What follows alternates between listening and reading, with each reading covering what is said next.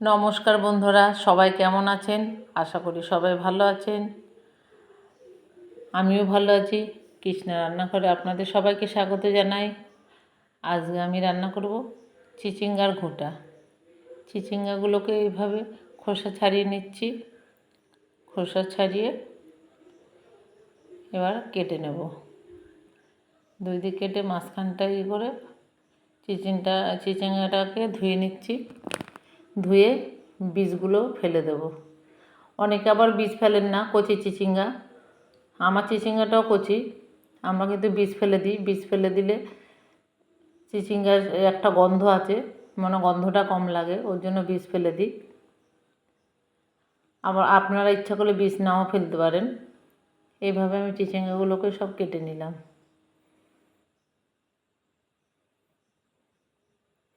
এবার একটা গ্যাসে কড়াই চাপিয়ে দিলাম, দিয়ে 150 গ্রাম মসুর ডাল নিয়ে নিলাম। ডালগুলোকে এবার ভেজে নেব। দেখুন ডালগুলোর কালারটা একটু চেঞ্জ হয়ে গেছে। এইভাবে ডালগুলো একটু ভেজে নিচ্ছি।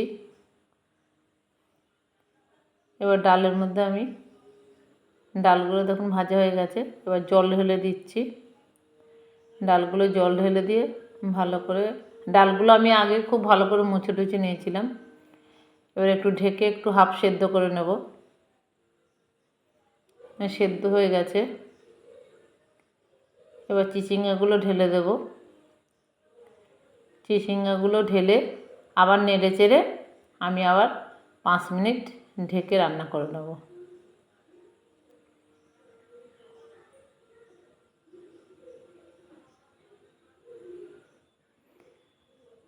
চিচিঙ্গাগুলো সেদ্ধ হয়ে এসছে। এবার আমি একটু রসুন কুচি দিয়ে দিচ্ছি।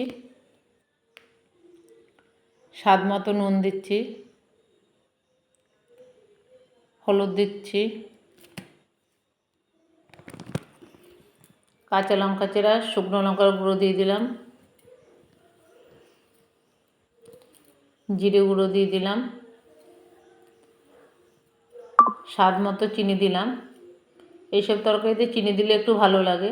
আপনারা চিনি ইচ্ছা করলে দিতে পারেন, নাও দিতে পারেন। আমি নেড়ে চেড়ে আবার 5 মিনিটের মতো রান্না করে নেব। দেখুন রান্নাটা হয়ে এসছে। এবার আবার ঢেলে আমি কড়াইটা পরিষ্কার করে গ্যাসে বসিয়ে দিলাম। আমি সরষের তেল দিয়ে রান্না করব। আপনারা ইচ্ছা করলে সাদা তেল দিয়ে রান্না করতে পারেন। 2 শুকনো লঙ্কা ফোড়ন আর 2 তেজপাতা দিয়ে দিলাম। দিয়ে পেঁয়াজ কুচি দিয়ে দিলাম। পেঁয়াজ কুচিটাকে ভালো করে নেড়ে চেড়ে একটু রসুনকে থেতো করে দিয়ে দিচ্ছি। দিয়ে লাল লাল করে ভেজে নেব। দেখুন লাল লাল করে ভাজা হয়ে গেছে। এবার চিচিঙ্গাগুলোকে ঢেলে দেব। তরকারিটা ঢেলে আবার 2 মিনিটের মতো নেড়ে চেড়ে রান্না করে নেব। দেখুন আমার রান্নাটা হয়ে গেছে। এবার নামিয়ে নেব। আপনারা এভাবে রান্না করে দেখবেন, আশা করি খুব ভালো লাগবে।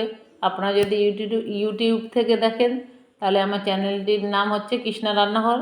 ইউটিউব চ্যানেলটিকে সাবস্ক্রাইব করে দেবেন। আর ফেসবুক থেকে দেখলে একটা লাইক করবেন, কমেন্ট করবেন। আপনারা সবাই ভালো থাকবেন, সুস্থ থাকবেন। আপনাদের সঙ্গে দেখা হবে আবার পরে কোনো ভিডিও নিয়ে। পুরো ভিডিওটা দেখার জন্য আপনাদেরকে অনেক অনেক ধন্যবাদ।